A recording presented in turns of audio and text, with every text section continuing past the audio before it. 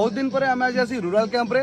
Okay rural camp रे तो बहुत जन मटन चिकेन भात डाली माने बहुत जिन बन खाइबार मुझे देखी बट आज एमती गोटे ग्रुप आसी पहुंचते फैमिली ग्रुप सी बनाऊँ आज अनोखा जिन देखो मुझे देखा। अच्छा सर आप आज ना कौन बनाऊँ देखो बैगण पोड़ा चलती।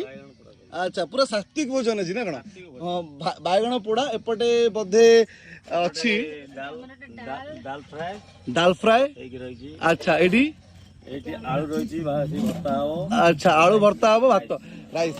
अच्छा आलू भर्ता भात डाल फ्राए बैगण चकटा बैगण पोड़ार चकटा तो गोटे अलग प्रकार माहौल ये क्रिएट होती माने समस्त को देखे ये ड्रिंक वगैरह खाया पिया माने मटन चिकेन पूरा अलग प्रकार किंतु ये पूरा सात्विक भोजन सर मैंने सर कौट आस भुवनेश्वर तो यही जगह को आसले एमती भी गोटे माहौल हो पारे। तो आपण मैंने जदि यही माहौल को एंजॉय करा चाहते तो तुरंत आसतु डिस्प्ले नंबर अच्छी डिस्क्रिप्शन में भी नंबर अच्छी बुक करूँ निज कैंप एंजॉय करूँ यही माहौल को।